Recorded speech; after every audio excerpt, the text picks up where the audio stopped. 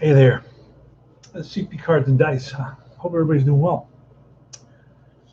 I'm going to be playing 6 innings of a San Diego 1983 New York game, May 18th. It's Dave Drevecki and Mike Torres.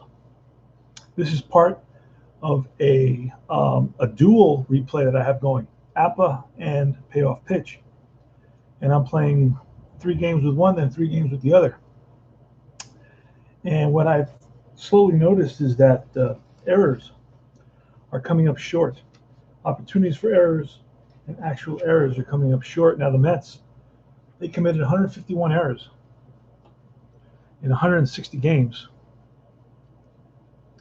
So basically that's almost an error a game, right? A little bit less than that. So we're kind of rounding off to make it simple for the math.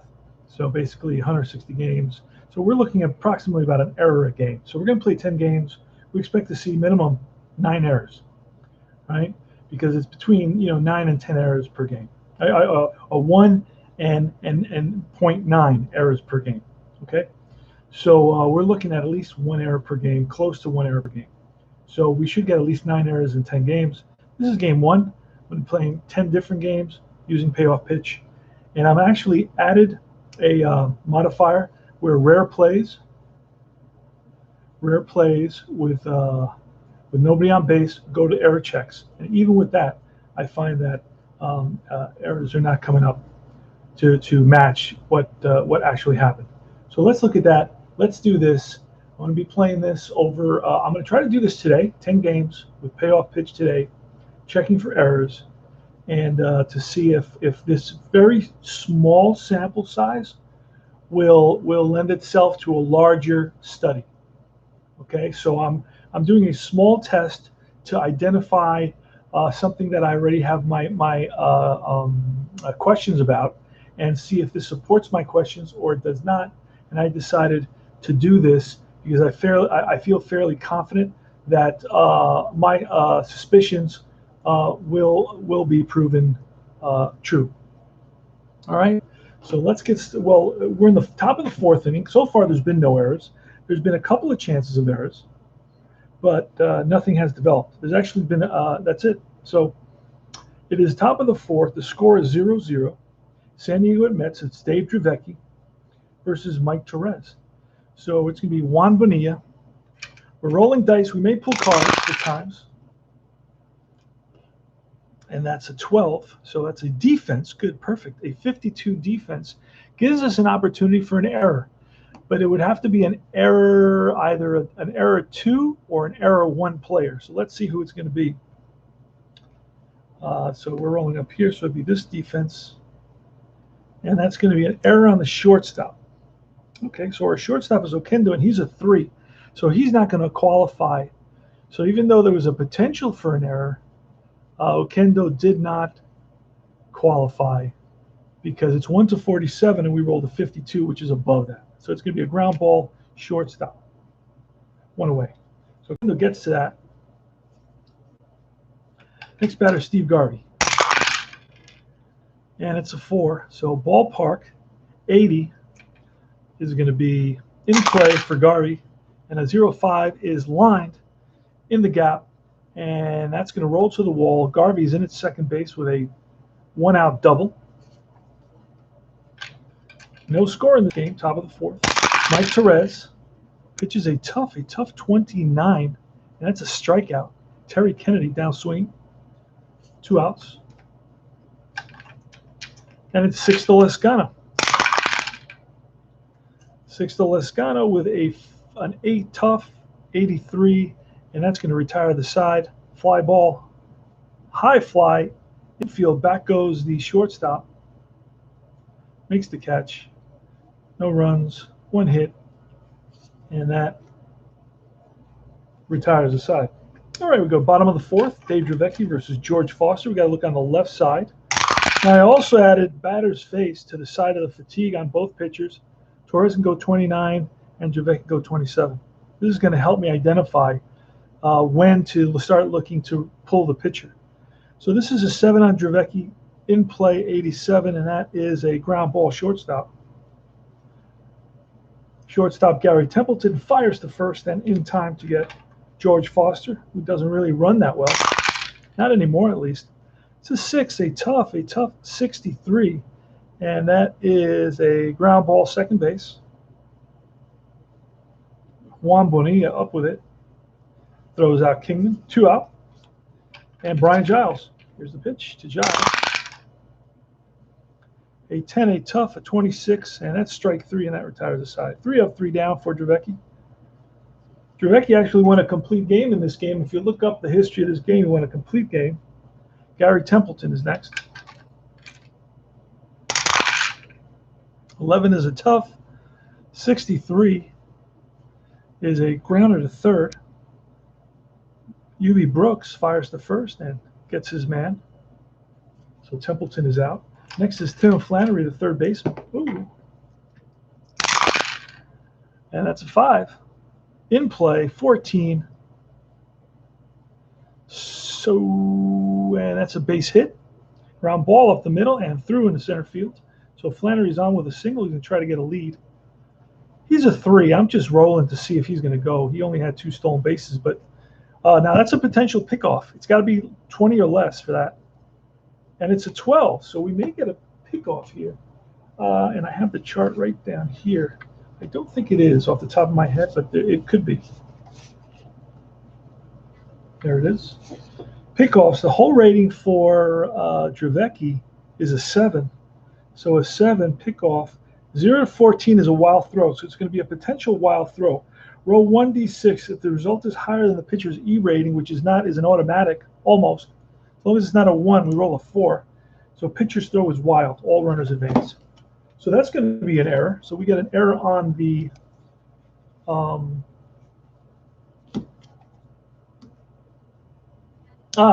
wait a second. That should be an error on the Mets, and it's a 3. We rolled a 4, so it is an error on the Mets. So okay, good. That's what we want to see. So we got our error for the day on the Mets. And that's what we want. So Dravecky. And now I could also look at the San Diego Padres. So make it a fuller, encompass a larger study. Right? Dave Dravecky with a runner on second base. Dravecky's a 3-pitcher fielding, so he is going to bunt.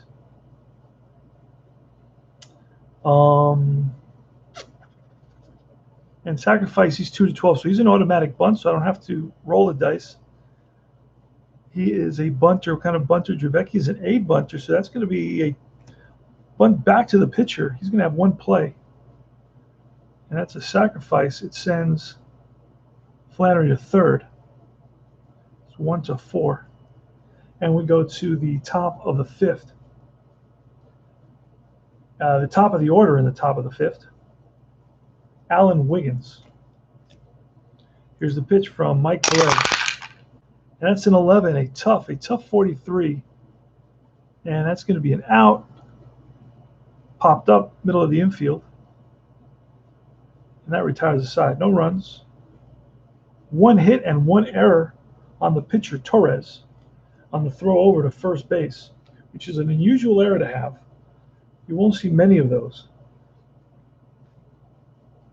So, Ronnie Reynolds. 7 in play, 85. And that's chopped to short. Charged by Templeton. 1 away. Jose Oquendo, who's 0 for 1. He lined out earlier. That's a ballpark. Ballpark 37. Switch hitter batting righty. That's going to be ballpark against a lefty. It's 1 for 15. That ball's gone. 97. It's a deep drive to right field. Backing up is Lascano and makes the catch. 2 out. Mike Torres. One pitcher hitting, not very good. Ballpark 43. He bats righty, and it is going to be wheelhouse. And that's going to be a base hit. So Torres, a little dunker falls in there, and Torres barely gets a bat on the ball, but makes it to the outfield. Shallow Center field drops in. Perez is on with a single, a 2-out single, and now it's Mookie Wilson. Mookie Wilson, a tough 54, and that is a liner to the shortstop. Right there is Templeton. That retires the side. No runs. One hit. We go to the top of the 6th. No score in this game, so it's a heck of a game so far. Close score.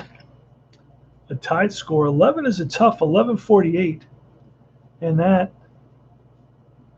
is a pop-up. Got a lot of pop-ups now. He manipulated the results. He changed the numbers, and you get a lot of pop-ups, a lot more line drives. I noticed that. So now I'm almost getting. I had a pop-up here. One was a modifier that I inputted, so I got to subtract that. But I got 1, 2. That's the modifier I put in.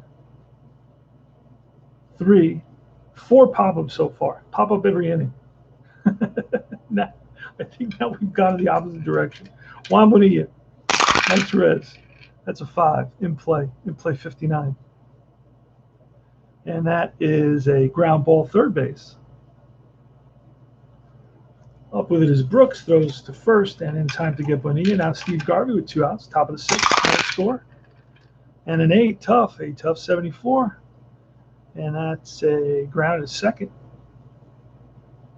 Giles tosses it to first, and that retires the tie. 3 up and 3 down. Dave Druvecki, lefty, against UV Brooks at 12. 12 is wheelhouse, 37 against a lefty. And that's going to be a line drive base hit to left, played on a hop by Gene Richards. And it's Darryl Strawberry.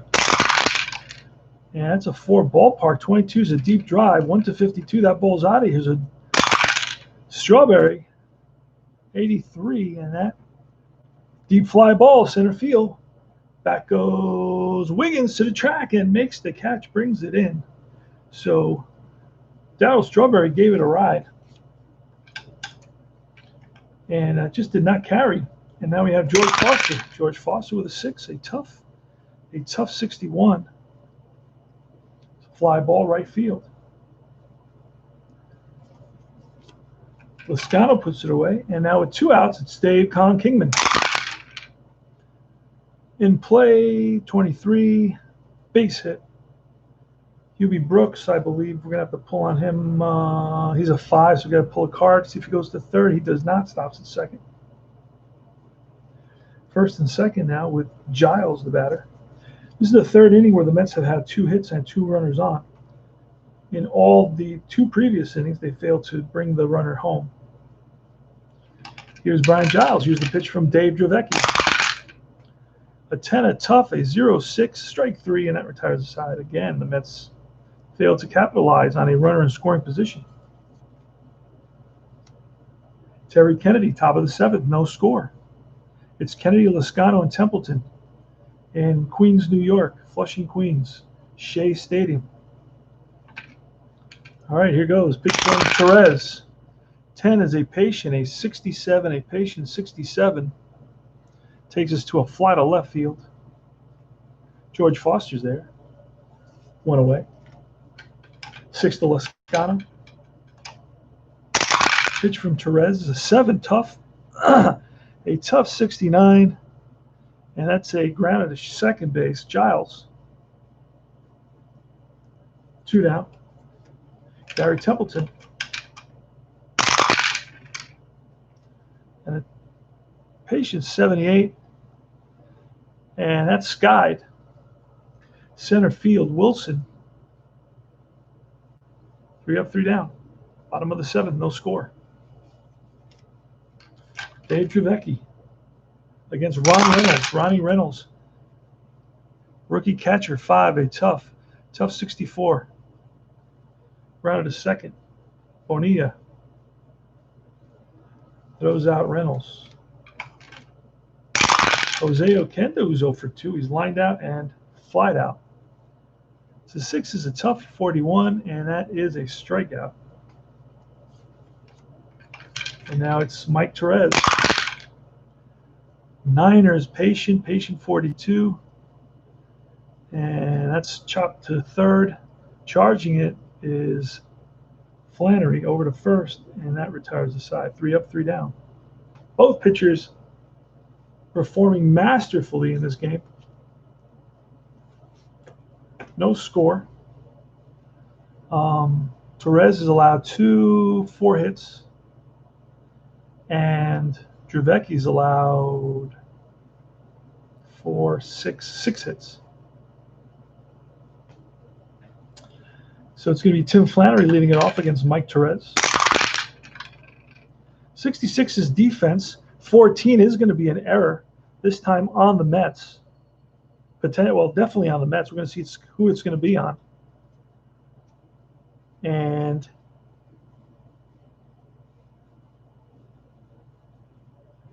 it's going to be on the first baseman. Let's see what kind of an error. Probably a 1-base error, and it is. It's an E3, so it's an E on the first baseman, Dave Kingman. Ground ball, he bobbles it. There we go. We got 2 errors now, which is good for our research. Dave Drevecki is going to bunt. And again, it's automatic bunt for Drevecki. He's an A bunter. That's what we said. So it's a little number in front of the plate. There's going to be 1 play. 2-4. So over to second goes Flannery.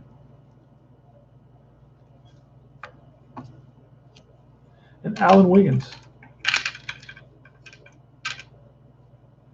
Here's the pitch. A 9 is a patient at 85. And that goes up really high on his patient column, all the way to 81. But an 85 is a fly ball center field. Over is Wilson, makes the catch. 2 down. Runner in scoring position, Flannery. Here's Gene Richards. Here's the pitch from Torres. And a 7 is a tough, and 11 is a strikeout, and that retires the side. No runs, no hits, 1 error. We go bottom of the 8th. Juan Bonilla.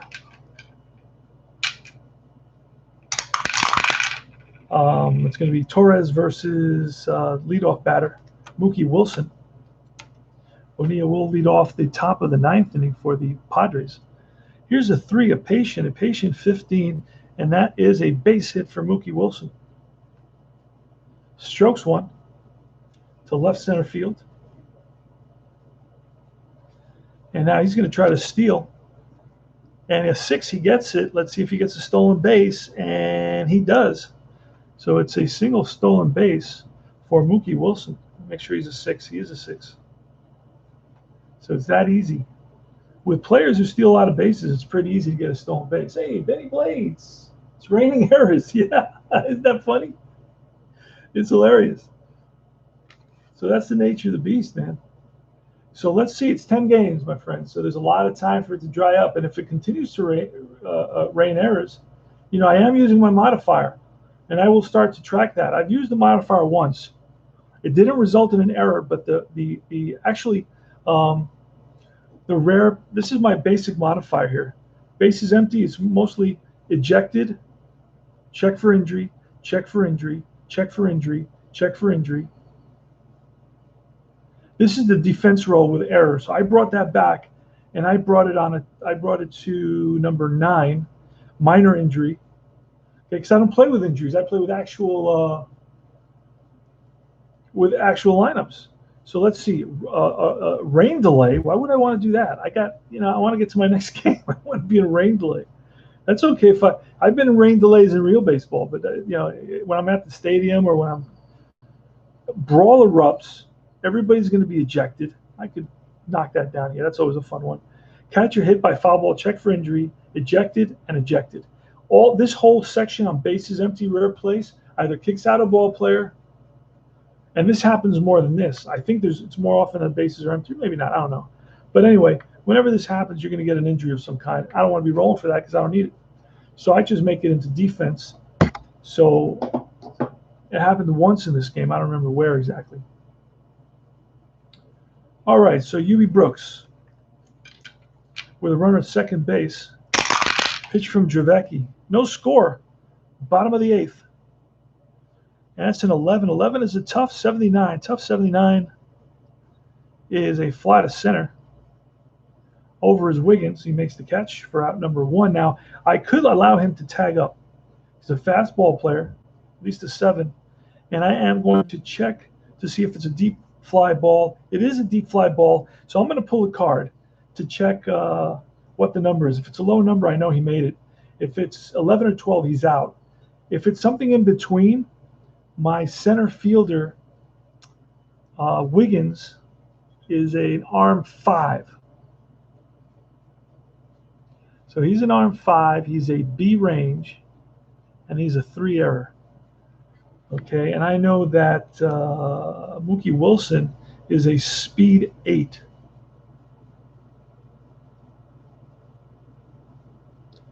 So he's a speed 8 and a center fielder C3. So arm, he's also an 8 arm. Okay, so anything between a 5 and an 8, we're going to have to roll on that coach's choice chart. So we're going to try to tag up because there's 1 out, so we'll be at third base with 1 out, which will allow us. It will force the Padres to bring the infield in, and also will allow us to try to tag up on a sacrifice fly. So let's do that. Let's roll 2d6 to see. We're basically looking for really low, but we'll see. We get a 6, so that's in between both the 5 and the 8. We're going to have to roll again 2d10 on the runner advancement chart, not the coach's, I guess coach's choice. It's also called coach's choice. We don't want to roll an 11 to 45, and we roll a 76, so he is safe. So he tagged up, went to third on the fly ball. I'm going to put a 2 in here to know that second place batter moved them to third on the fly ball, deep fly ball to center field. Now it's going to be run around third. Darrell Strawberry. Infield is in for the Padres. Bottom of the 8th, no score. 83 Mets, a horrendous team, but they are planting the seeds of future greatness. They win in 3 years from now. They're going to win 108 games. I'm reading a book, great book. I recommend it to you guys. I'm still learning the author, but the book is called Bad Guys Won. The Bad Guys Won, and it's fascinating. I can't stop. I can't put it down. And it's really about the behind the scenes, during the 1986 season, but it goes through the whole period of the early mid 80s when the Mets were building the team. And it talks about the moves and how the moves were made and why they were made. It's a fascinating book. And it's written by a guy who is a Sports Illustrated writer, and he writes beautifully. Great writing is truly a gift, where you just want to read the next sentence, and I noticed that. So this particular book, I've read 5 chapters so far, and every chapter has been outstanding. Usually a book has 3 slow chapters and maybe 1 great chapter and 1 so-so chapter, out of every 5. But this one in particular has every chapter was really, really interesting. All right, so run around third, 1 out, Darrell Strawberry. Infield is in. That's an 8 in play, 13, base hit. And the Mets have taken the lead. So Darrell Strawberry, the rookie, comes up huge, 21 years old, RBI single, and he's going to be running as well. So we're going to pull a card for Strawberry. He's a 4. We roll a 9 so we don't get that jump. George Foster. Here's a pitch. It's an 8 in play, 45. And that's a comebacker. Let's see. It won't be a double play. It's going to be a 1-6 fielder's choice. So Foster's on at first, and we'll try to get a steal with him. He's a 1, so you need a 2. We don't get it. I didn't think so. He didn't even have. Yeah, there's no reason to even. He didn't have any. Oh yeah, he did have 1 stolen base. Dave Kingman. Here's a pitch with 2 out, 1 on, bottom of the 8th, 1-0 Mets, thanks to Darrell Strawberry's base hit single. 5, tough, 81. And that's chopped to short. Templeton charges, fires the first, and in time, that retires the side. 1 run, 2 hits, top of the 9th. Torres is going for a complete game. We have Orozco and Sisk.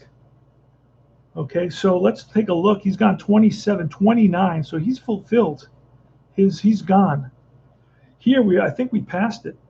We passed on Dravecki. Dravecki has 27, so here we did 27, so he went 5 more. So he could have gotten pulled like right here. Could have pulled him. There's no guarantee that this wouldn't happen. But we could, I mean, you as the the coach, you can let him go deeper if you choose. I didn't really realize that. I wasn't paying attention. So and he's been pitching great the whole game. Besides, he hasn't allowed a run the whole game. So there was no reason to actually follow that closely. So now if basically my house rule is that when we follow batters faced, if he allows a hit, his first hit after batters faced, even though he's got a shutout, so you can make a rule that his first, he is allowed 2 hits when he's got a shutout. We'll do that. 2 hits if he's got a shutout, then he gets pulled. But I may not want to leave him in there beyond 1 hit. But you never know what's going to happen. So let's see. Mike Torres to Juan Bonilla, 1-0, top of the 9th. Can the Mets hold on? That's the question. That's a ballpark. An 80 is an in play, 36, base hit, and out comes, at this time, I think it was Bamberger, I believe. He's still there. Then it becomes Frank Howard. Bamberger replaced Joe Torre the previous year. So out comes Bamberger. We're going to get Orozco. Jesse Orozco's coming in. He's really our closer. And let's grab Orozco quickly here. There he is. Jesse Orozco against. So Juan Bonilla. See if we can get a steal for him. Oh, we get it. And there he goes. And he is safe. He's an A. So Juan Bonilla steals second base. That's hilarious. He needed a 2, and we got the 2. All right, Steve Garvey. Bonilla's at second base. Here's the pitch from Orozco.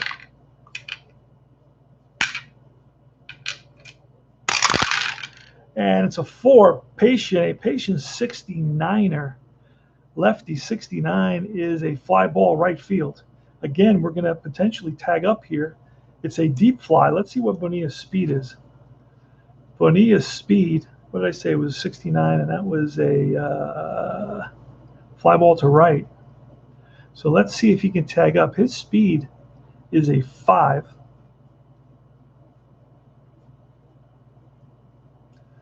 So let's fill in. He's a C4, 5 range. And right field, Strawberry's arm, C3, 7.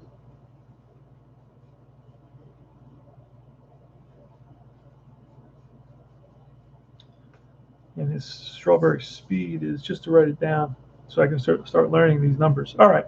So let's try to tag up, go to third with nobody, with 1 out now. And he makes third base. So he tags up, goes to third on that deep fly ball to right field. That's a 3. That's an unusual. I rolled really low on that. So tags up. So that's going to be 4. He moves to third base on a fly by batter 4. And now it's going to be Terry Kennedy. So the Mets are forced to bring the infield in here. There's more movement of the bases and more excitement if you do it that way. Now what I did, my little homebrew here is he'll only be thrown out in 11 or 12. And of course, if there's a choice result. But let's say it's the outfielder's a 7 arm, the runner's a 6 arm, and you roll an 8, a 9, or a 10, he won't be thrown out. He'll just hold. He'll change his mind. He'll go halfway or third of the way, and he'll just go back. He'll be like, no, I can't make this. He'll fake it. Because otherwise, I felt like there's too many opportunities to get thrown out, and I was getting 2 or 3 guys thrown out, on basic fly balls.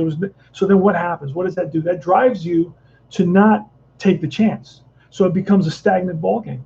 Because if you're looking at and every time a deep fly ball to right field and center field, any fast guy should be able to move. And if you play the other games, on all the other games, there's movement in those cases.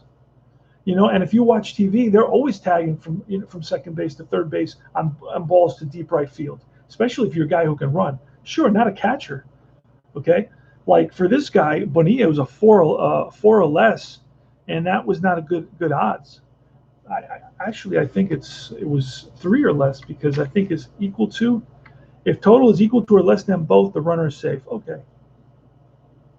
All right, so it was a 4 or less for him to tag up on a fly ball, a deep fly ball. So it has to be the deep fly ball, has to be right field.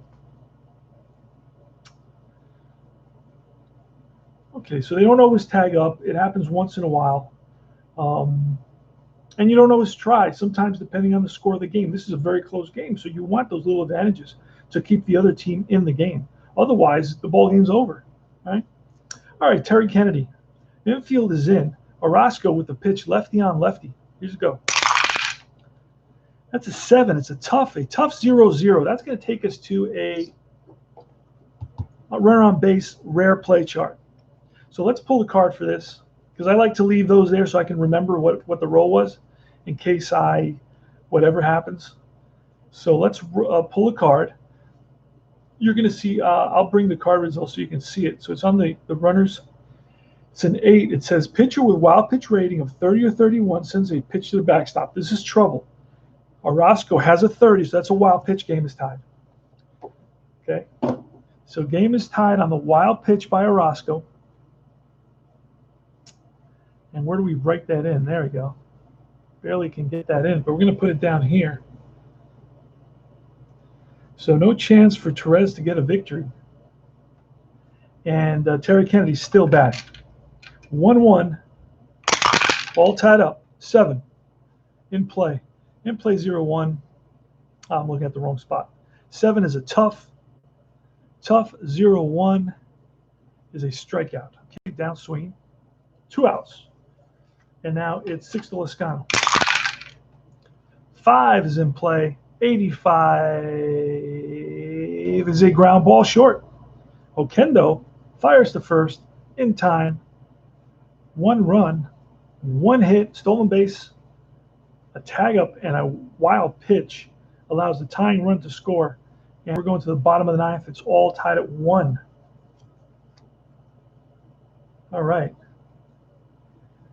So we're going to pull Dravecky. Now I have this game up. Let's see. I have this game up. And Dravecky goes to complete game. So we are actually going to move to game 2 to see who was pitching for who was on the roster and who they were using. DeLeon is a good guy because he has a good low ERA. So he's the type of guy that would come in a game like this. So a guy named Luis DeLeon. Dravecky goes 9. And DeLeon is in there in the bottom of the 9th.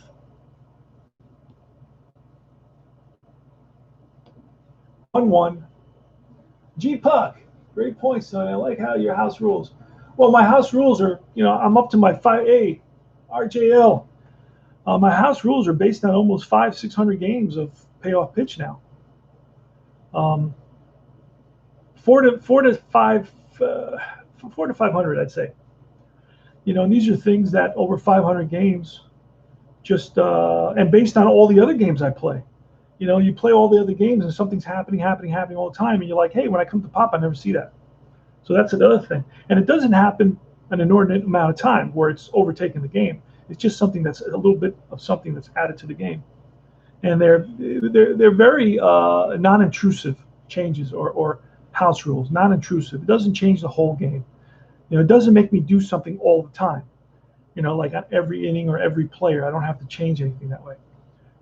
There are some modifiers that I've taken from other guys, and those guys do stuff like that. But I find it's necessary sometimes, and it doesn't affect the game itself. Like things like what type of an out was it? And if it's very minimally done, that modifier was very good for a long time. Now I'm questioning that modifier now because I feel that Joe went back and adjusted some of the numbers on the cards. So now I seem to be getting more pop-ups and more lineouts, but we don't know. That's still to be determined. All right, Brian Giles is up against Luis De Leon. Here's the pitch. And it's a 5, tough, 12. And De Leon's a righty. That's a strikeout. So that's the third time that Brian Giles has struck out. Ron Reynolds, the catcher. An 8 is a tough, 0-5 is a K. Back-to-back Ks for De Leon. And Jose Oquendo. 6 is in play. 27 is a base hit. Base hit to right. Played on a hop by Lascano. And now it's the pitcher, Orozco. This is a tricky situation because now you have me in the extra inning zone. But we're going to bring in Rusty Staub. So Staub's going to come in. Orozco is out, and I usually don't like to do that. But since he's the first pitcher and it's pretty late, this is the first time I've really brought in a reliever. I'm willing to pull one guy out. Otherwise, I got to let him go 2 or 3 innings. You only get 4 or 5 relievers on these rosters, and sometimes it's only 4. And one of them is usually really, really bad. So you want to leave him till the end. Mets actually have a really good bullpen in 1983. And I would probably win more games if I brought it in a little bit earlier. But sometimes I kind of go to old school, and I want my starting pitchers to kind of go that extra inning, and I'm always pushing them for that extra inning. Again, a lot of what I do is not it's not written in stone. It's approaches and things for you guys to think about. And if you notice the same thing, you say, hey, I may want to adapt and go back and watch some Cards and Dice TV to pick up on those. And I usually talk about these the modifiers that I play when I play these games. So run around first, Oquendo, Rusty Staub. We're going to have to pull him. Left-handed batter, Legrand Orange. He is definitely a Hall of Fame ball player, amazing career. Just passed away, I think, last year. Rest in peace, Legrand Orange. Class act for sure. Once told Darrell Strawberry early on, Darrell Strawberry was talking to the media saying how he was the leader of the team. And this is like after his Rookie of the Year, I think it was in '84. And Rusty Staub said, you don't lead with your mouth, you lead with your actions. And that's in the book that RJL recommended, an amazing book. I love it, man. Thank you, RJL. Bad Guys 1.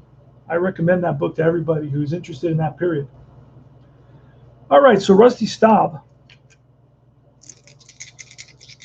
Now we're doing an experiment on errors, and we got 2 today for the Mets. The Mets need to have an error in every game at least, based on their stats for 1983. I have not done the Padres, but I can guarantee you that the Padres are not far from at least 1 error a game. They have none today. Bottom of the 9th, Rusty Staub. Here's the pitch from De Leon. That's a 7, a tough 20, and that is oh boy, that's going to be driven over the center fielder's head. Wiggins after it. And this, I believe, is going to be the ball game. Oquendo is a 6 and around, waving him around. Here's a relay to home, and he is safe. Ball game over. Rusty Staub wins it. Mobbed at the plate. Rusty, holy smokes, drove one frozen rope over the center fielder's head. And that's the ball game. Rusty Staub wins the ball game. 1 run, 2 hits. Mets win it by a score of 2-1. So luckily we pinch hit for Orozco. Hadn't I done that, would have lost that opportunity. Now let's double check. It's a tough result. And I think I made a mistake there. Let's see. Tough result against a righty. Nope, I did not. Rusty Staub does not strike out very often against righties. He's got 1 to 17 strikeouts, 18 to 20 doubles. And you wouldn't see this before very often. This is where he manipulated some of the results, I noticed. And this is going to give you more because the number's so low here, 29. So if you roll in this, and if it goes beyond the 29, look what you're getting. You're getting a pop-up to 3, a pop-up to 5. You're getting a ground ball back to the pitcher, getting a line drive to Second base, you get a line drive to shortstop, something you wouldn't see very often before. And that's going to happen much more often. So we may be able to dump that previous modifier. I don't know yet. But I'm getting more line drives. Look at this. I got a line drive here. And down here, I think I had a couple line drives. Line drive there. I mean, line drives happen once to twice a game usually. They don't happen very much more than that. Pop-ups, again, once to twice or 2 or 3 times a game. Right? You have pop-up there, pop-up there, pop-up here, pop-up here. Now, that may be bordering on too many pop-ups now, too. Then you got to be careful that you haven't adjusted in the opposite direction. Look at that. That's a lot of pop-ups there. Let's see how many we got down here. Line drive there. That's 2 line drives. Don't want to have many more than 2 line drives, on average. A little bit less, maybe 1 more is okay, but you don't want to overdo it. And there's no pop-ups down here. So that's the pop-ups were up here. Line drives were down here. 1 line drive up here. So it's kind of realistic. You have, you have a variety of results. So this was a great game. I really enjoyed it. It was San Diego 1 run, 6 hits, no errors. 2 runs, 4 hits, 2 errors for the Mets. 1 was on the pitcher. Roscoe's going to get the victory. The loss is going to go to De Leon. 1 was on the pitcher, Torres, on a throw to first in a pickoff attempt. So that was unusual. And then the other error was on the first baseman, Dave Kingman, who was just horrible. Now the Mets are going to pick up Hernandez, and he's going to be Hernandez should be really, really good. Let's take a quick look at Hernandez fielding. Because, Hernandez won 5 Gold Gloves. But if you're using metrics, and I know Joe uses metrics, he uses that zone. So that creates a situation where we don't know what his grade is going to be, because it depends where he ends up on that zone section. Keith Hernandez is a B2. Fair enough. Okay, a 2 is low. Oh, actually, a 2 is really high on errors. So he must have made a lot of errors in 83. But a B range, he's got good range, above average range. C is average, B is above average, and A is excellent. So he's got above average range, but with low average errors, and of course that's fielding percentage. So he probably made a few extra errors, because he gets to more balls, right? If you're a player with great range, you're going to reach more balls. If you reach more balls, there's more chance for an errant throw. There's more chance for a bobble. There's a lot of things. So that's why fielding percentage is kind of questionable. But if you want to recreate the number of errors, you're going to have to go and create and use that error number. You see, that's the tricky part. So we're going to play another game. We're going to play. I'm trying to play 10 games today. So this was May 18th. We have an empty slot. No, this is a modern game. This is 2014. Okay, we have a May 23rd game, and it's going to be again another Mike Torres game. Let's see what we can. It's all set up for us. And then we have a June 1st game, and the March 31st game is 2014. I'm going to start replaying 2014 because that's DeGrom's first year. But I'm going to go very slow at that one. And I'm going to use some Stratomatic on that one too. That's going to be fun to do. But I'm using the replay PC game to track my stats. So let's get another game going here. And so this is a little bit behind the scenes. I'm running back-to-back doubleheaders. So that's it for the San Diego Padres right now. We'll bring them back in the future. These are PDFs, by the way. I'm a big fan of the PDFs. Why? Because I have more control over my teams and what I want to do, and I don't have to,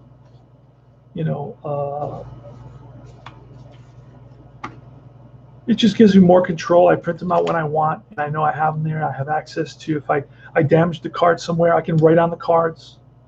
It allows me to kind of, make my own, kind of add my notes like you would, you want to add notes to different things. I can add batters faced.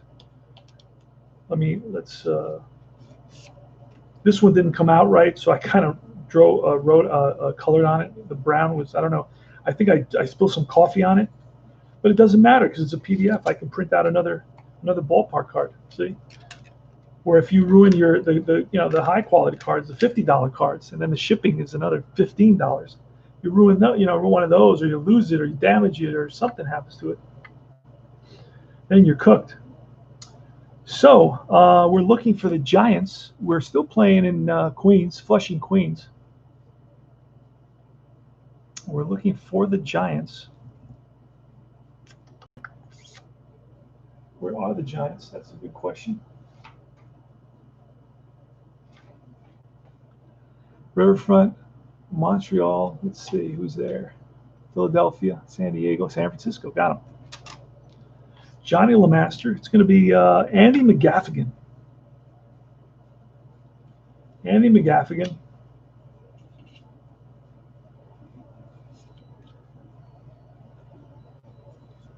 Milt May is in there. He's a starter. This doesn't take very long. I already played with these guys, so I should have them all together. Jeffrey Leonard is in there. Martini's not in there. Chili Davis is cleanup batter. LeMaster leading it off. Jack Clark is in there.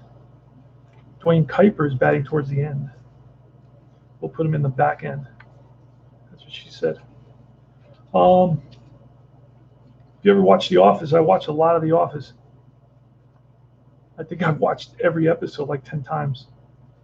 It's like a drug. It's hilarious. And every time you watch it, I laugh out loud, man, at stuff that I hadn't noticed. So McGaffigan, that's who we're looking for right now. These are very, very appealing. The cards, the way they're designed, are very appealing. Very easy to look at. The soft colors he chose, the baby blues and the soft green, and are very easy to read and very attractive to the eye. I got to find McGaffigan, and we should be ready to go here. So let's put the pictures in one spot.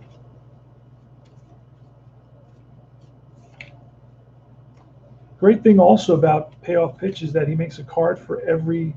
So if we could, if this game were perfected in terms of, guys really just analyzing it and kind of doing it with the right purpose, the right intention, all right, to fix it. In other words, adjust any little thing that, because you need thousands of hours of research on these things. And a one-man show is, if he's got to be packing cards all the time, who's playing?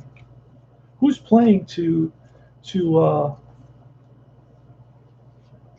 right? Who's playing to kind of perfect the game? You got to have replay. You got to have a team that tests it. There's Andy McGaffigan, Clark, Chili Davis, Jeffrey Leonard, O'Malley, Tom O'Malley. I don't think I pulled him. So you need to have a team of researchers, research and development team that is always kind of perfecting. What do you think they did with the Oreo cookie? Why do you think Keith White? Why do you think the Oreo cookie is more addictive than cocaine? Because they sat in and why do you think you can't eat one? Why do you think you can't eat one puff, right? A cheese puff. You can't eat one because teams of scientists sat in laboratories for years saying, okay, let's try this. Let's make it dissolve, right, in your mouth. Let's put the exact number or amount of sodium in it, right, to make sure that people have to go back and reach for more. And that's how they do it. So that's what we have to do for games that we like.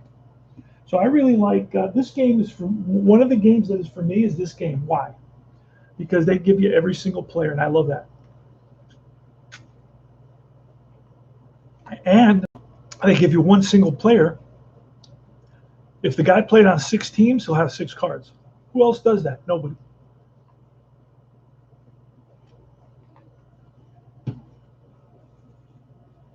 So this is all-day marathon.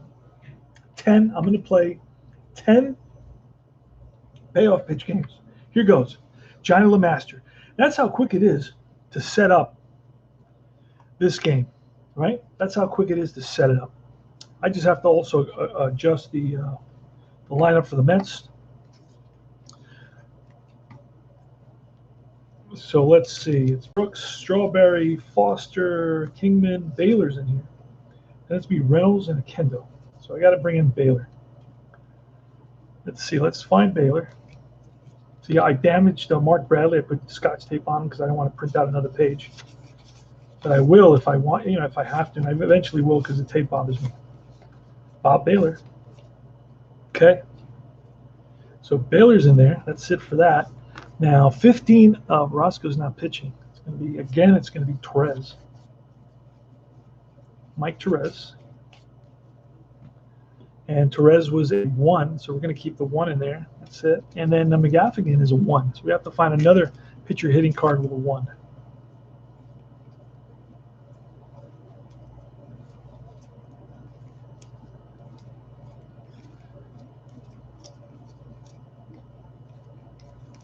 Oh boy. Oh boy. I actually have 2 sets of these because I was leaving pitcher hitter cards in my last team play type thing. And then if I would take breaks in between, I couldn't remember what was the last team and I had to look it up. It was a whole. So now I try to go out of my way to make sure that that's not happening. And I'm kind of pulling out the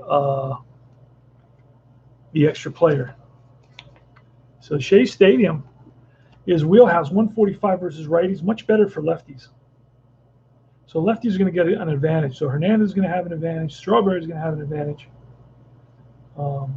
Then the switch hitters Wilson and Okendo are going to have an advantage. Here at Heap is going to have an advantage. Staub is going to have an advantage.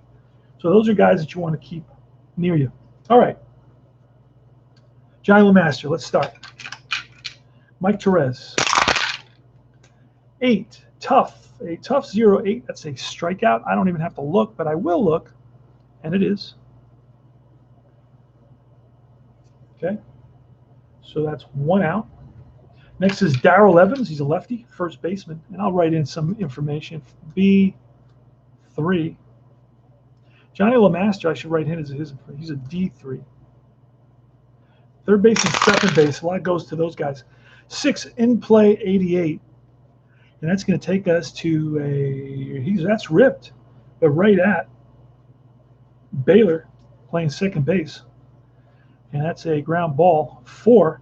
The lineup, I didn't do the lineup for the Giants. It's shortstop Johnny LeMaster, Darrell Evans batting second and first base. Batting third is Jack Clark.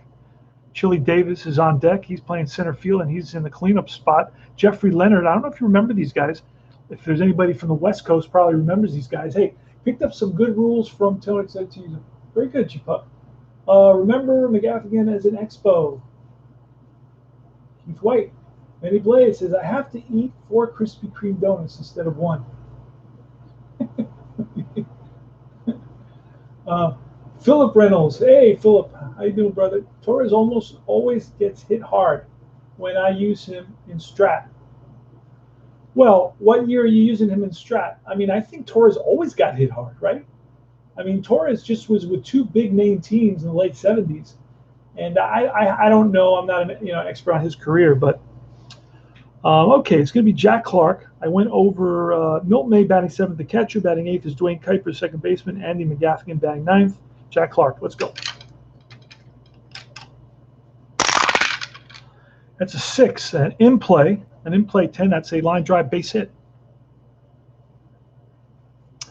Oh, wait a second. In play 10. That's a base hit. Pull down the line into the right field corner.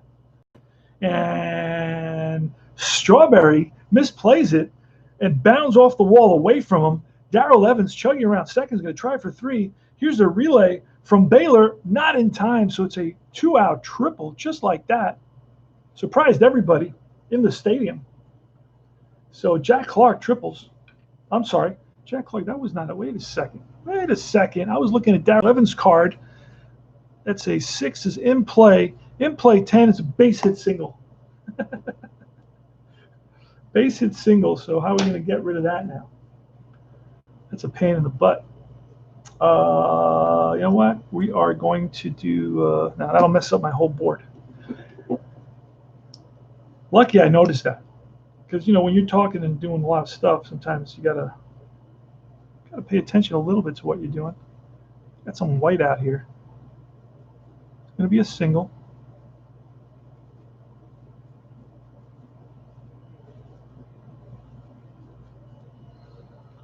And what I'm going to do is I'm going to write the single on the side for now until that dries so we can keep going. All right, Jeffrey Leonard. Nope, Chili Davis. Chili Davis is a hitting coach in the major leagues now, so he could hit. You know, there's a lot of hitting coaches that never got a hit. How did they become hitting coaches? All right, 6. I guess you don't have to do stuff to be a teacher, right? That's, you know, you just have to analyze the theory and know how to teach other people to do it. You have to break down the mechanics and so on and so forth. That's really what it's about. I'm only being, you know, problematic when I say that. 6, in play 49. In play 49, let's see. And that's going to be an out, kind of an out. It's a ground ball first base. So it's a ground ball. We'll just make it that he steps on the bag. And that retires the side. No runs, 1 hit. Let's go Mets. Bottom of the first. Mookie Wilson. Andy McGaffigan. It's a Niner. Niners ballpark, 25. That's wheelhouse. Wheelhouse against a righty. 1 to 12 is a home run. And a 36 is lined. Base hit for Wilson. Wheelhouse has also gone up in hits, much higher than it was before. That's allowed him to go down in other areas. So base hit.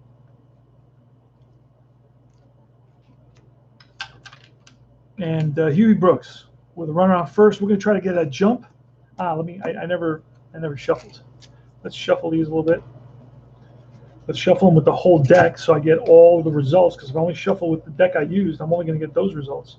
There's other results in there that I also want to get for other things. So that's important to shuffle the whole deck every time.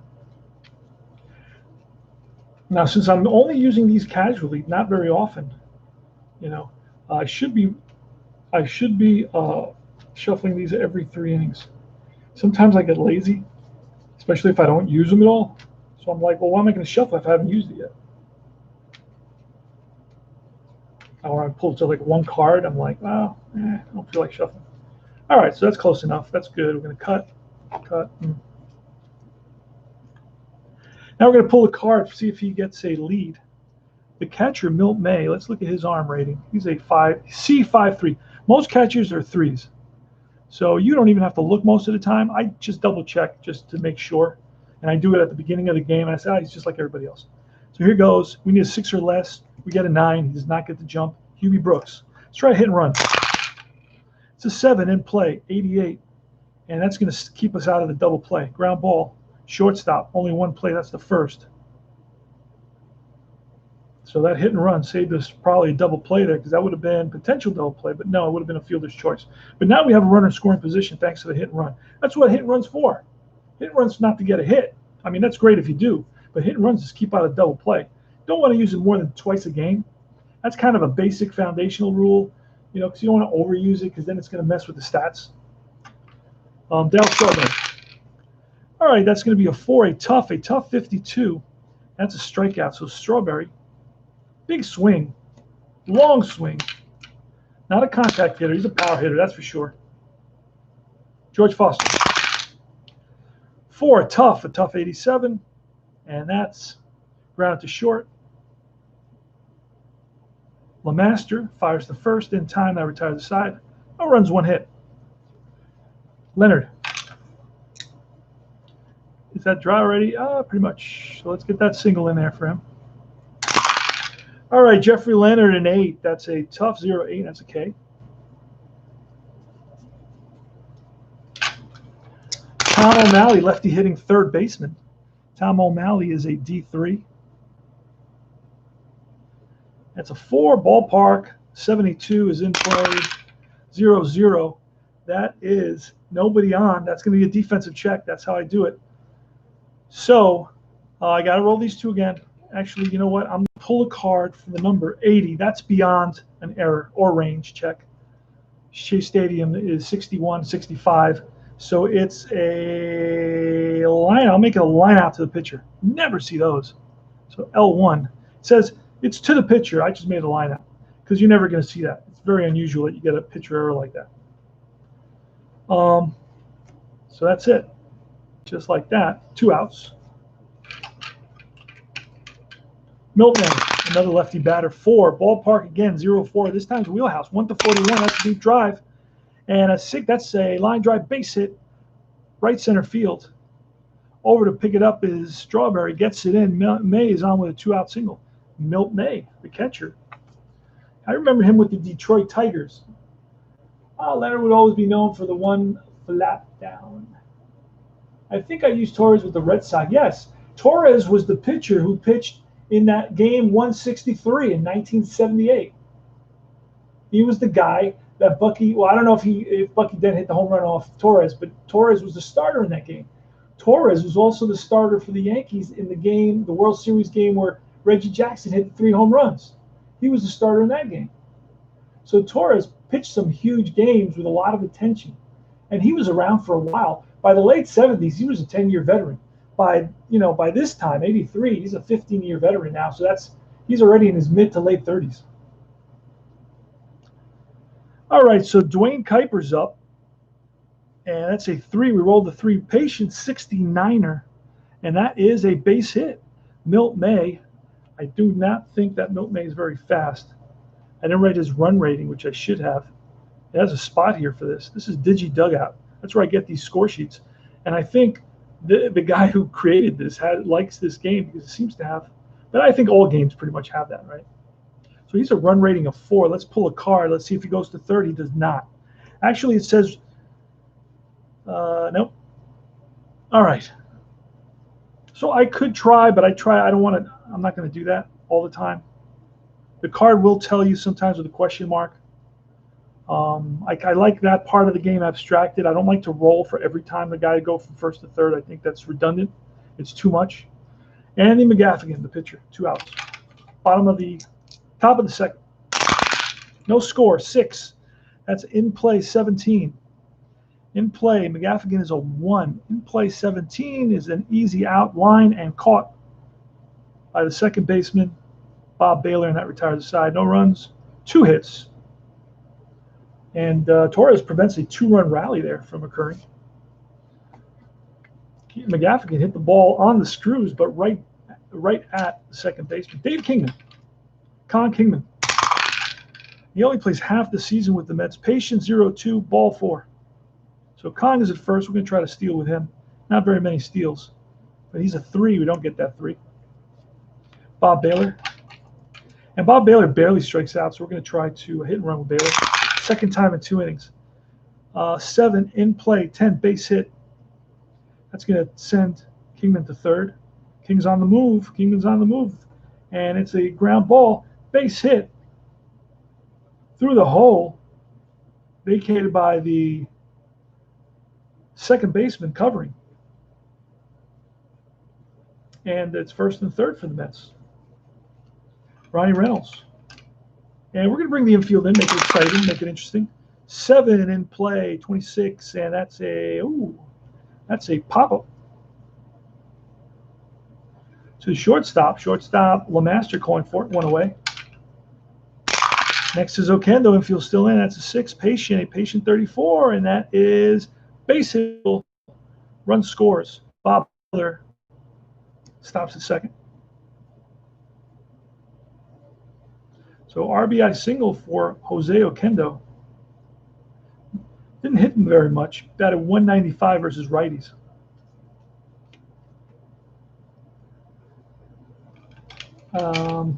Mike Torres, he's a 1. Not a very good hitter with only 1 out. That's a 7 in play, 87. That's going to probably be in play 87. Take us to a double play. And it's a 7 double play. He's a 9, and the pitcher is only a 6. Oh. So an 87 is going to be a 6-4 fielder's choice. Over to 3rd goes Baylor. And it's top of the order, Mookie Wilson. Mookie Wilson was hit in the eye. They were playing an exhibition game. Or no, they were actually practicing, doing rundowns. And it was Santana who got a ball at second base. And as Mookie was coming into second, somehow he hit him in the eye, shattered his glasses. He got glass fragments in his eye. He recovered, but he was out for a month and a half in 1986, actually 2 months in 1986. That's where Dykstra came in and really made a name for himself. Nails. What a character. Mookie Wilson had a tendency to strike out a lot, without a contact hitter. Had a big swing for a guy that really wasn't a power hitter. So he does strike out a lot. That's a 10, a tough 32. Speak of the devil, strike 3, and that retires the side. But the Mets pick up a run on 2 hits, an RBI single by Jose Oquendo. Top of the 3rd. Johnny LeMaster.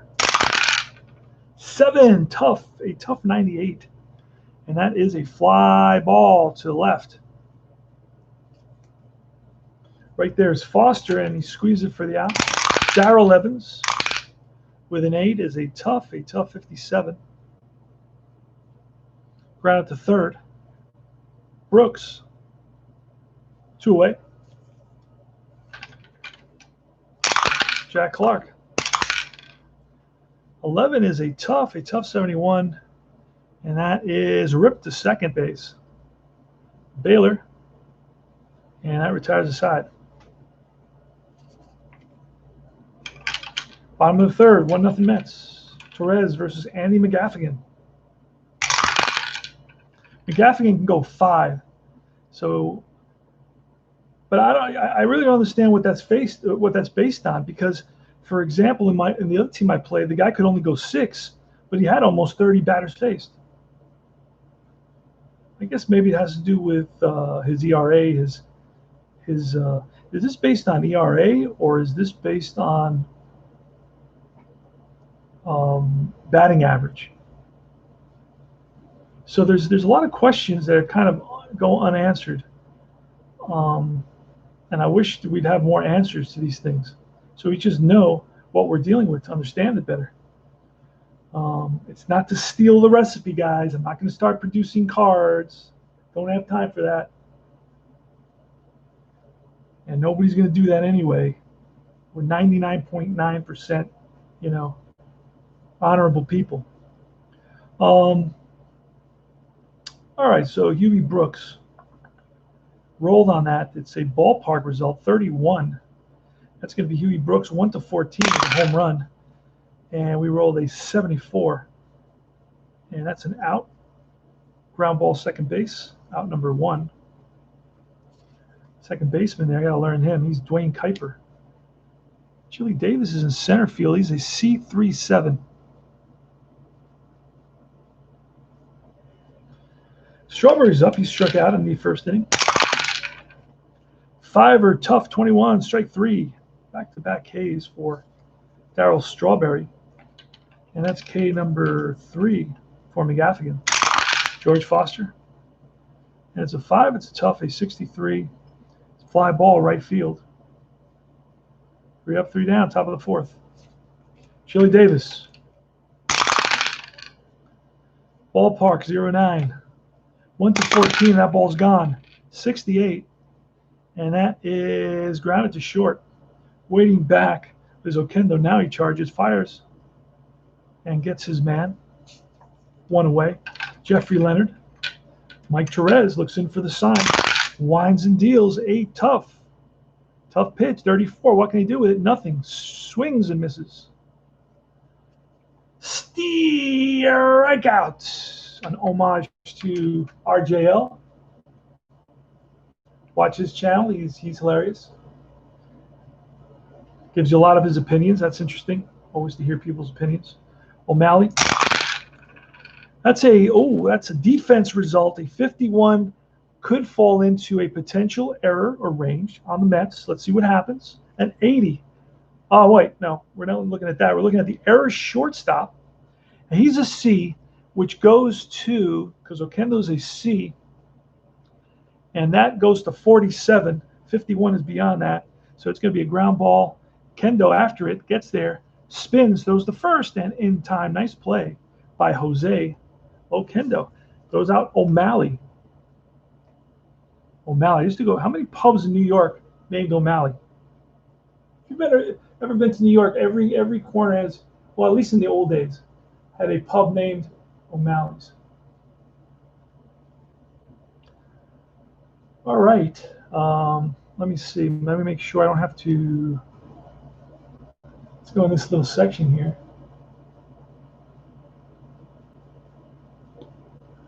All right, where are we? We are in the bottom of the 4th. It's Kingman, Baylor, and Ron Reynolds. 7 is in play, 98, fly ball, left field. Left field Leonard makes the catch, so Kingman skies one, and Leonard makes an easy grab. Bobby Baylor, he's a 5, he's a tough, an 81, and that is fly to center on a line. But right there making the catch is Chili Davis, chest high. 2 down. Ronnie Reynolds, he's 0 for 1. Popped up earlier. 8 a tough, 18, strike 3, and that retires the side just like that. 3 up, 3 down. Now I do want to play 1 inning, pulling cards. I do like to do that. Okay, just to show you guys how quickly it works as well. So Mike Torres. So 4, that's a ballpark. Ballpark 96 is in play. In play 76 is an out. And that's a fly to center, Mookie Wilson, towards right center field. And he makes the catch. Dwayne Kuiper's next. 4 again, ballpark. 34 against a lefty. This is going to be in play. This is going to be a wheelhouse. Wheelhouse 86 is an out. It's chopped to second. Baylor throws out Kuiper. I remember Kuiper on the Cleveland Indians. Now he's on the Giants. And it's the pitcher. Pitcher's a 1. McGaffigan's a 1-7, which is a tough 82. That should be a K, and it is. 3 up, 3 down. So that's almost faster playing, and the better randomness comes from the dice. Better randomness comes from the dice for sure. Okay, I'm not gonna mislead you. But do I play every so often? I'll play a game with the I don't think one game is going to throw off the stats. But I think if you try to do the season with the random, it'll limit some randomness, I believe, just based on common sense, logic, right? Jose Oquendo is leading it off. Oquendo drove in the only Mets run today, the only run of the game. And McGaffigan. That's a 3. That's defense. A 19 is going to be an error on somebody. This time it's going to be an error on San Francisco. Right? So that 19 is definitely going to give us an error or a range check. It will be an error on the first baseman. But we still got to check that. He's a 3. So 19, a 3 is a 1 to 47. So that is going to be a 1 or a 2 base error. And it's a 1 base error. So it's E3. Ground ball to the first baseman. Evans bobbles it and races Oquendo to the bag. And Oquendo gets there first. And flashing on the scoreboard is the big E3. And now it's Torres. So Torres is going to bunt. Now Torres is what kind of a bunter? He's a C bunter. And I have to roll for him to bunt, and he's a 1-hitter. So it's an automatic bunt. He's a C, and he gets it down. Forces McGaffigan to cover, to play it. Throws to first. And 1 out, right around second base. So Kendo's in second. Mookie Wilson. And a 5 is a tough. A 0-2 is a strikeout again. Wilson, over 200 strikeouts in 1982. Or 150 to 200, something nuts. For a leadoff guy, doesn't make any contact. It's crazy. 2 outs. UB Brooks, 7 is in play. 73 is an out. And that's going to be grounded to second. Over is Kuiper. And that retires the side. No runs. No hits. 1 left on the error. And we go to the top of the 6th.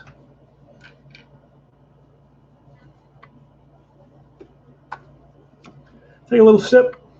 Hope everybody's doing well. Let's see. I think I used Torres with the Red Sox in the late 70s. No, it's still the last comment. All right.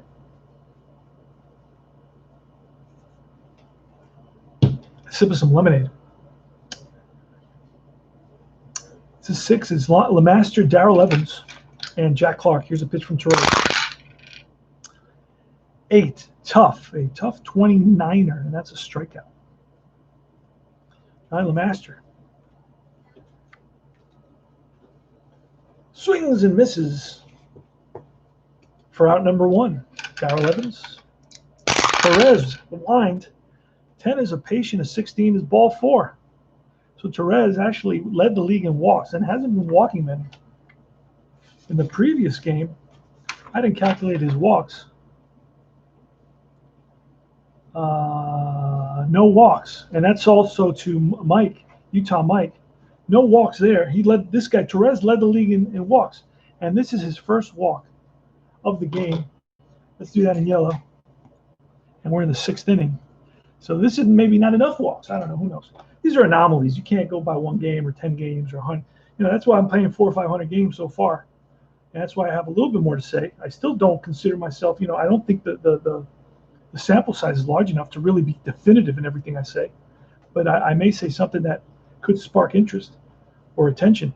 Jack Clark, put it in a positive way. I'm spinning in a positive way. I mean, this is a great game. I love this game. Jack Clark, 1 on, 1 out. Here's a pitch, and it's a 7, tough 95. It's a fly ball, left field. George Foster out there and squeezes it for the out. 2 down. Here comes Chili Davis. He's 0 for 2, grounded out twice. That's defense. Defense 39. There you go. Another potential Met error. Finally, we get some defense. And it's going to be range. So it's not going to be an error. It's going to be a range check, left field. And a range left field is George Foster. Foster, C46. Got to memorize all these. C4, I should have like a little separate chart like Demo Dave does. That way he doesn't have to look at all the cards. He has his team. So we're looking at a range check, 39. The range is a C on Foster. So a C range is 1 to 43. So that's within that. Is it going to be a 2 or a 1 base hit, a double, a single or a double? It's going to be a double, falls in there for a double. But that's going to be a runner advancement of 2 stars only. So stopping at 3rd is going to be Darrell Evans. So a 2-out dunker that is somewhat misplayed, misjudged, if you will, by the left fielder, George Foster. I mean, not really, a Gold Glove left fielder, really. He's kind of above average guy, I guess. He's a C, so that sets him at average. His error rating is a 4, and a 4 error rating is kind of a pretty low error rating, so that's not too bad there. He's run of the mill. He's average. All right, so Jeffrey Leonard, 2nd and 3rd. So Torres better bear down here. Reach back for a little extra.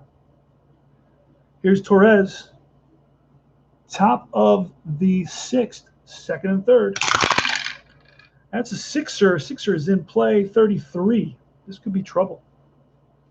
And the 33 is going to be a line drive base hit, and that's going to score 1 for sure. And Chili Davis will check here, runner on 2nd, question mark. So we're going to have a play at the plate, one way or another. Play at the plate, we're going to look at Chili Davis's speed. If he's a 6, he'll score. He's a 7, so he scores automatically. No play at the plate. Both runners score, 2-run single, and the Giants have taken the lead thanks to Jeffrey Leonard, left field. Left fielder gets both RBIs. He's on at first. We try to steal. 7 is not going to do it because he's a 5. Jeffrey Leonard had 26 stolen bases. He's got good speed. He's got power, hit 21 home runs. So he does it all. Jeffrey Leonard had a 259 against righties, 323 versus lefties, and 161 at bats. Not too shabby. So he's a good ball player. I'd like to trade for him. All right, O'Malley, runner on 1st. Here's the pitch from Torres.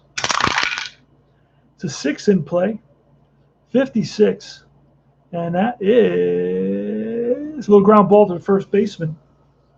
Dave Kingman plays it, takes it himself, and that retires the side.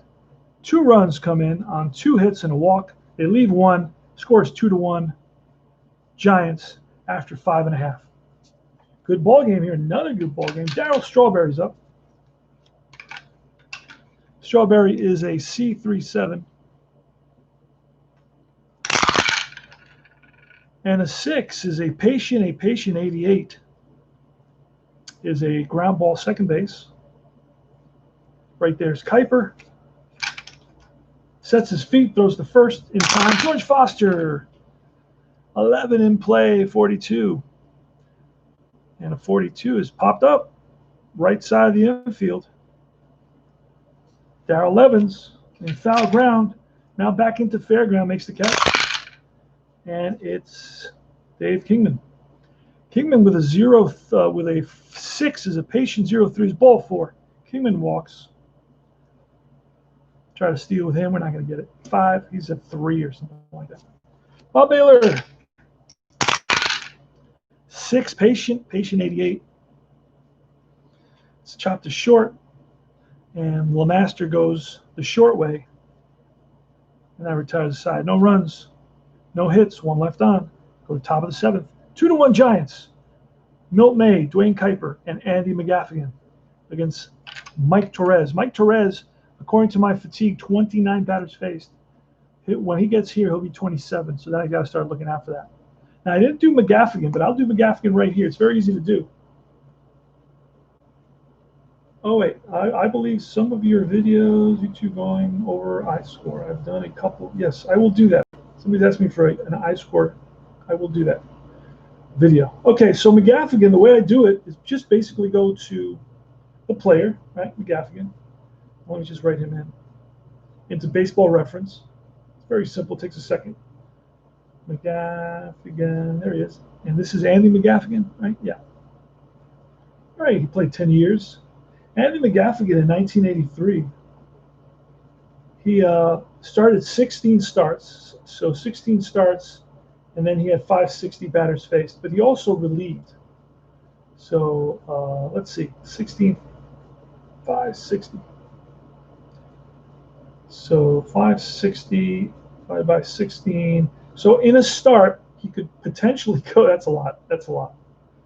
Yeah. So on a guy like this, it's kind of tricky because you have to calculate, how many batters did he face in starts versus in relief, you see. So if you calculate the total batters faced, it's hard to do. So there's another way of doing it. I don't know how to do that. I usually do it with guys like Torres, who started every game. Then it's easy to do. Okay, but with guys like McGaffigan is like a 5 long guy. He's not an official starter. So he's pitching a shutout here. So I've already let him go more than 5. But as long as you don't give up more than 2 runs, you're good. You can keep on going with your card. So it's not a game breaker, not a deal breaker. All right, it's just something to just keep. It wouldn't be bad. I would not mind having a little fatigue number there, just to give me more of a sense of, hey, once I hit about these numbers, I got to start looking and being careful. All right, so it's Ryan Reynolds leading it off. You're in the bottom of. Oh no, we are. Let's just go out. Okay, we're in the top of the 7th. It's Milt May. Here's a pitch from Torres. That's a 12. Defense again. A 91 is beyond anything that can happen. So it's a line drive, third base, L5. You never get line drives to the third base. Very hard to get into the third baseman. I don't even see those on the card. Yeah, so I turn my outs in the defense into line drives to first base and third base. When it's an out to third base, I make it a line drive. When it's an out to first base, I make it a line drive. Because they get grounders, those guys. They just don't get any line drives. And they also get pop-ups, I think. Pop-ups? No. Oh, yeah, they do. Pop-up to 5, but there's no pop-up to 3. Pop-up to 3? Oh, there's a pop-up to 3. Okay, so there are some pop-ups to 3. All right, Dwayne Kuiper. So that was 12 and a 90. Yeah. All right, so here goes. Dwayne Kuiper, a 6 is in play, 0-7. And that's going to be line base hit for Dwayne Kuiper. He's going to try to. Oh, he had no steals. Okay. He's a 1F because he was stolen. He was caught stealing, so I'll pull. He doesn't get it. All right. So it's Andy McGaffigan. We're going to have him hit away right here. You know what? Why? Let's have him bunt. He's an A bunter. He's going to bunt. Perfect bunt to the first baseman. Going to second is Kuiper. So runner in scoring position. And it's going to be 3-4. Top of the order now. Johnny LeMaster leading it off. LeMaster versus righties batted .232. Giants were not a very good team in 1983. Niner, patient 21. That's ball 4. Another walk for the league leader in walks. Remember that Torres led the league in walks, 122 walks. Darrell Evans. All right. So I'm sure that there's, and going back to that idea about getting the batters faced, I'm sure in Baseball Reference there's a way to figure out batters faced and getting started alone and separate that from total batters faced. Like if you relieve in 20 games and you start 10 games, well, there has to be a way of separating that, and I'm sure it's in there somewhere. I got to learn more about it. Darrell Evans, around second base, 6 in play, 48, and that is a ground ball hit hard. A nice play, nice scoop by Kingman. He's going to flip to the pitch covering on this one. And you can do that when there's 2 outs and a runner on second, something like that, just to create a variety. Because you never get hardly. I think there's only 1 or 2 games that do 3-1s, and that should be in there. 25% of the balls to first base go 3-1, but that's hardly any game. So I'm not going to complain. It's just I don't know. They just don't think it's that important. It's not that important. Nobody's really doing defense. But it's a big part of the game. It's important. The best teams have the best defense.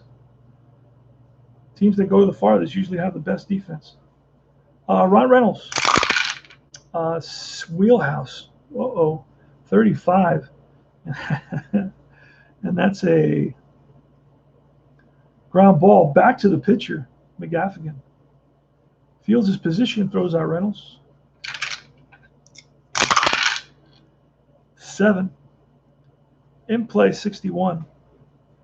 Fly ball, shallow left, racing in is Leonard. Will he get there? And yes, he does. 2 out.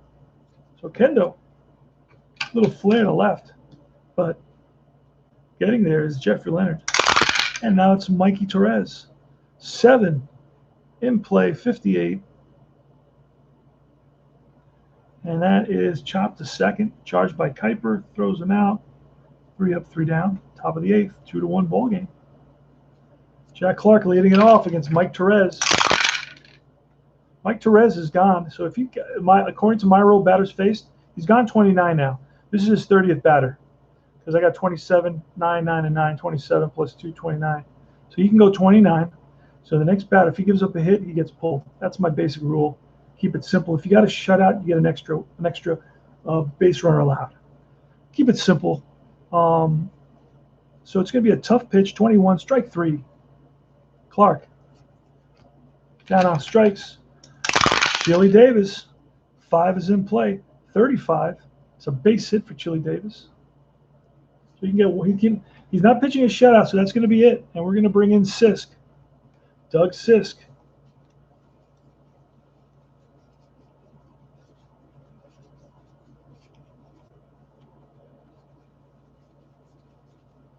Where is he? Where is Doug Sisk? There he is. Doug Sisk. I passed him. Good ball player. Throws a fork ball. I believe he has a fork ball. I believe that was his pitch. Still learning the pitches for the different pitchers. I got to write this. See, I could write that on the pitchers too. To kind of bring the pitcher to life a little bit. What's his main pitch? He wasn't throwing a slider. It was either I think it was a fork ball. Jeffrey Leonard. Run around first. Let's try to get Chili Davis to run. An 8. He does not get the lead. It's a 7 in play. In play 0-2. Oh, that's going to be trouble. That's going to be in play 0-2, and that's lined. Pull down the line. It's a left field corner, and that is going to. They're going to hold up. They're going to hold up Chili Davis at third base. So it's going to be a double for Jeffrey Leonard. 1 out double, second and third now. So that was a 7. 7 is in play on Doug Sisk. Doug Sisk was outstanding in 83. He had a 2.24 ERA. And they put that in play right at 7 there. That killed me. 7 is a number that comes. 7, 8, 9, I think, come up the most, right? In terms of D6s. I believe so. All right. Tom O'Malley. Runners on sound. He's a lefty. Do I want to walk? Well, I got another lefty. Should I bring Orozco in here? Nah, he only pitched to one batter. They don't do that back then. They didn't do that back then. All right, here goes 11. Tough, a tough 24. That's strike 3, and that retires the side. Oh no, that's out number 2. Holy smokes! If it was in on that. So he strikes out Tom O'Malley. That's huge. Now we can walk. Oh, there's 3 lefties in a row, and I brought in Sisk. Should have brought in Orozco, or who's my other lefty? Off the top of my head, who's my other lefty? Oh man, I should have brought in what's his face? Carlos Diaz. All right, here goes. We'll say Carlos Diaz is tired. 9, tough 40, and that is just missed being a base hit. Just missed being a base hit. That's ripped to third, backhanded. Throw to first, and Brooks throws him out, and that retires the side. No runs, 2 hits, bottom of the 8th.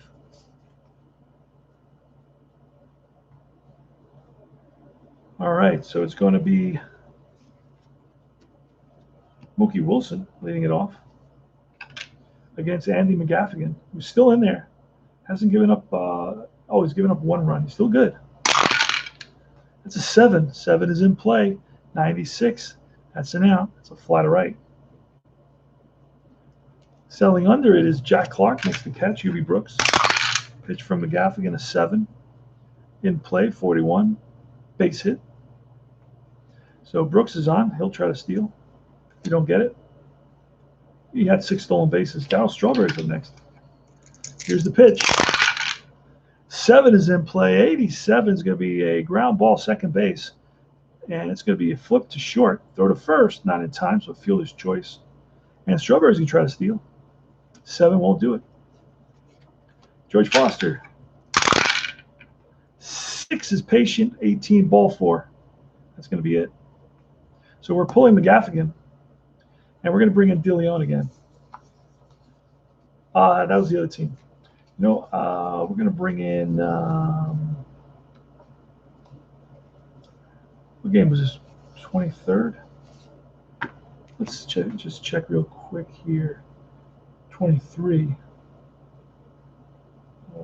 Let's see. May 23rd. So let's go forward.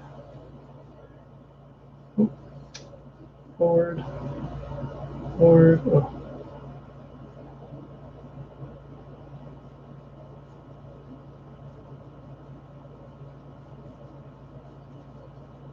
Trying to get to May 23rd just to look and see who the Padres were using. The Giants, excuse me. Okay, Giants. Who were the pitchers that they're using in these games? Greg Minton. That's one guy they use. Who else do they use? Makes it easier for me, and once I get it, then I just know which players to use. Minton. And then the next game they used Martin, Barr, Minton, and Lavelle. Martin, Barr, Minton, and Lavelle. Okay. So we're going to bring in Gary Lavelle here in the bottom of the 8th.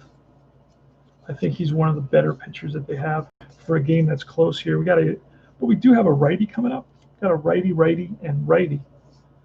So let's bring in, who did I say? Martin, Barr. Let's bring in Barr.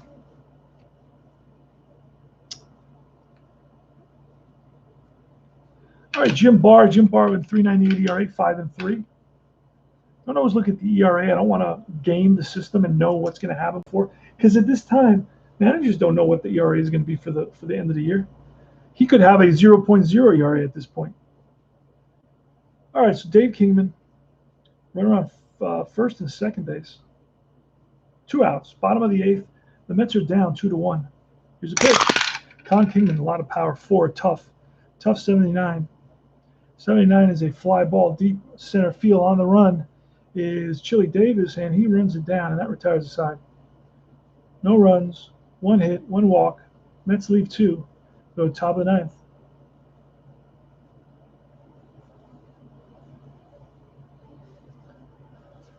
All right, Doug Sisk versus Dwayne Kuiper. 10 is defense, and a 59 is still within potential. And we're going to look at a error second base. So our second baseman, Baylor is at A1. So I do not, a 1 is a 1 to 28 error. We roll at 55, so that's a ball he gets to. 4-3. 1 away. So you committed very few errors at second base and has an excellent range there at second base as well. He's got a bunch of positions that he played. He was a versatile, kind of modern player that played everything. Plays right field and left field. All right, so it's the pitcher spot, and that's okay. So we're going to bring in a pinch hitter. And who are they using for pinch hitting?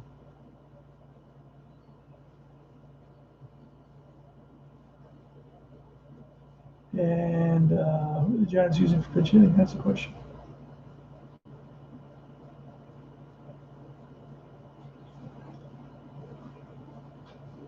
Joe Youngblood. That's we got a righty going, so I want to bring in a lefty. Let's see. We look for a lefty. Youngblood is a righty. He's an ex-Met, so I played with him in '79. He had a pretty good '79 season. He was one of my best players. All right, Dave Bergman may be a lefty. Let's see.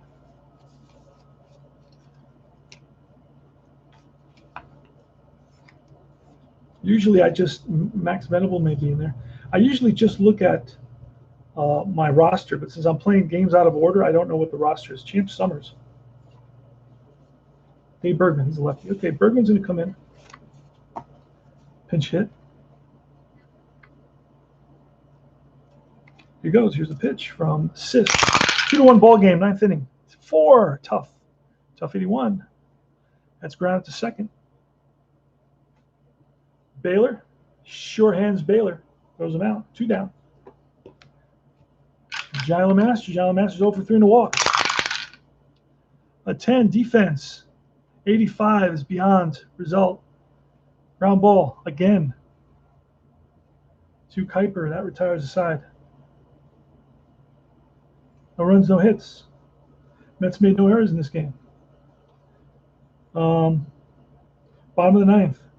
Baylor, Reynolds, but it doesn't matter because we want to keep the lefties on the bench. We want to keep like Rusty Staub on the bench. So we're going to bring in Vell, and I think he was their closer. Not totally sure. Let's see. 20 saves. Okay, so he's kind of a closer type. All right, so he's going to pitch against Bob Baylor here, and you don't have the pitcher splits because if he was terrible against righties, I wouldn't bring him in. But this just makes an average out of what he did versus lefties and righties. Like he could pitch to a batting average versus righties 400, but he pitched versus lefties 300. So then they just they get the average of the whole thing and they divide it up. You see, and you can actually work a percentage, but anyway, we don't have that, so it doesn't really matter that much. Versus lefties, he's actually 289. I could look and see what Baylor does against lefties. And have decided, okay, I don't want to bring in a lefty because he bats 289. But again, you don't know that's going to happen. The next batter, actually, both these batters bat worse versus righties. Because, of course, they face more righties. So generally, righties have an advantage. Even the third batter, the 3 batters all hit better versus lefties than they do righties. Why? They face way more righties. And over the course of time, your batting average goes down. So that's why. But he was a closer, pretty much. That from what I can see. Let me see. I don't see that they have anybody else with more saves. Let's take a quick peek. Some sets say closer. They tell you who the closer was. That makes it a little bit easier because I don't even we don't even know every single player in every single team in history. No, he's the guy with the saves. So Gary Lavelle is in there as the closer. And you see I can get my pencil and I can write closer on here. So, and where do I write it? Fatigue, short, fielding, closer, C. There it goes. That's simple. So I can do that with a PDF where you don't want to be doing that with the regular card set, rewriting all over them. Devalue them tremendously. But this, I can't sell these anyway, so. You can't sell them if you get somebody to buy the PDF, and they show you, say, I bought the PDF, dude. Here, I don't want to print out the cards because it's an extra expense for me. So here, just send me the cards. You printed them out. Now, if you wanted to make an argument, you could say, well, they could pay me for the printing. They bought the PDF. Now they're going to print it, but instead of them printing it, they're going to the store. They're going to Office Depot, and they're going to pay them $600 for printing. So they could pay me $600 for printing. But to avoid all that, I would just buy the cards. The cards are a very, very good price. So Joe doesn't have to worry about that. He's not going to be. Nobody's going to. You recently mentioned something. If you go to the Facebook page, everybody should be on that Facebook page. If you go there, you get some interesting. He came on one day. He was upset. He said, "Hey, somebody's selling my PDFs." And I go, "Selling your PDFs? They're $9. What are they selling them for? $3.50? I mean, come on." I have all PDFs I haven't even used. I just buy them anyway at $9. Just have them in case you want to print something out. Who knows? In case you want to go in that direction rather than just the cards.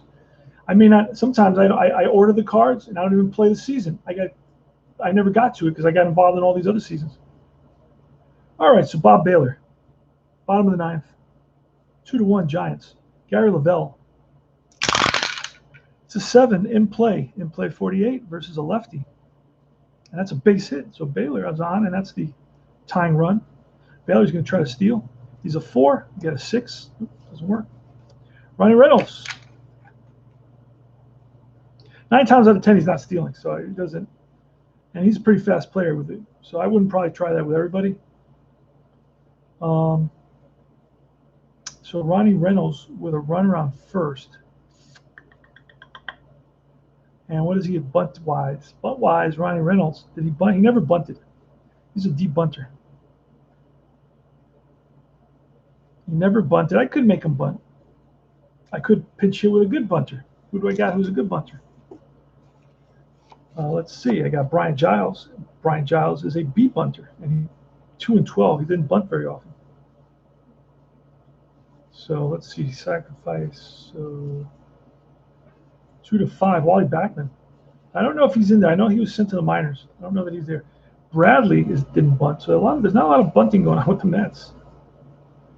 Yep, not a lot of bunting. So they don't bunt very often. So we're going to just hit away with Reynolds. Hopefully we don't hit into a double play. This would be our third opportunity to do a hit and run. And he's a big strikeout against lefties, not that many.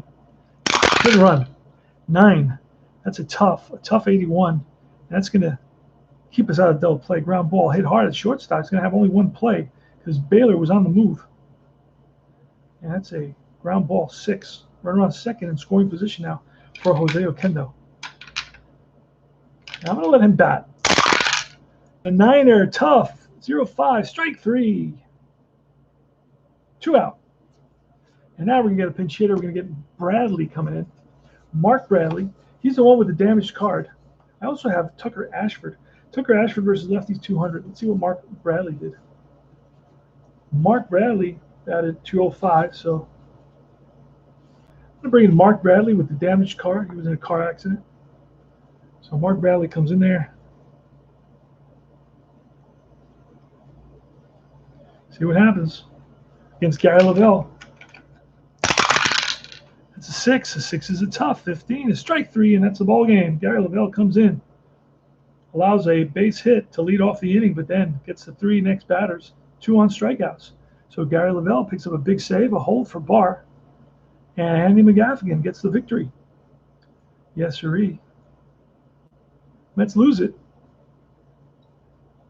No runs, 1 hit at the end there. Mets lose it by a score of 2-1. Another very low-scoring game. Torres pitched well. He only walked 2.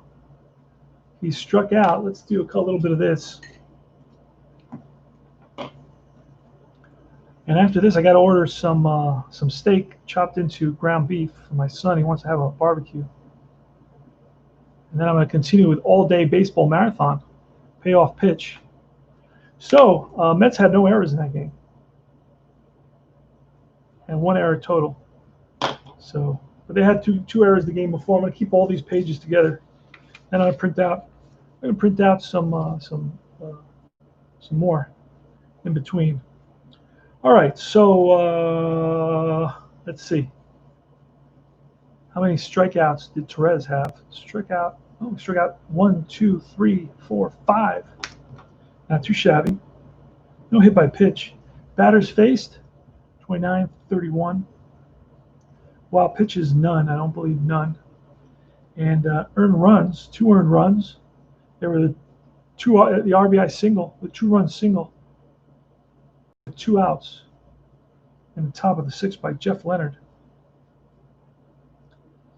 And then hits, how many hits did he allow? Hits I do in green.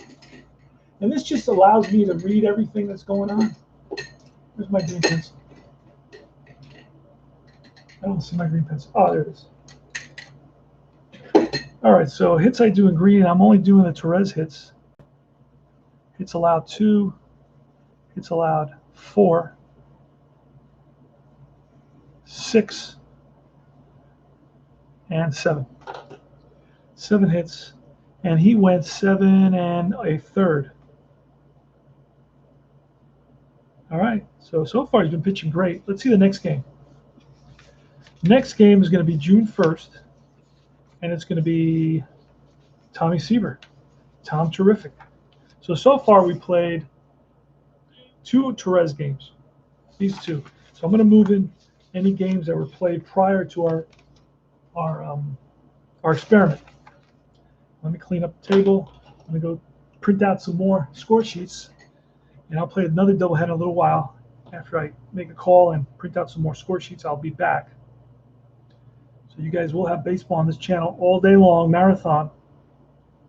Baseball, payoff pitch marathon, the experiment. So it was, let's see, let's do the whole line score. So it was 8 hits total for allowed.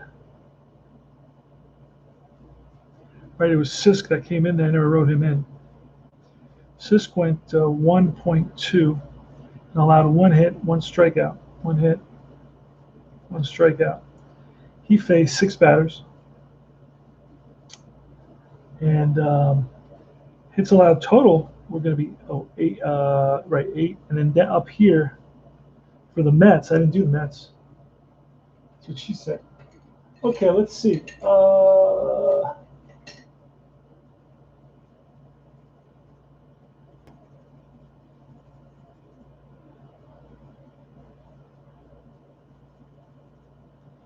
Total hits for the Mets to 5. 5 total hits for the Mets. So here's the final line score. 2 runs. San Francisco, 2 runs, 8 hits, 1 error. The Mets, 1 run, 5 hits, no errors. And that's about it. So we shall be back very, very soon. Strikeouts for the Giants.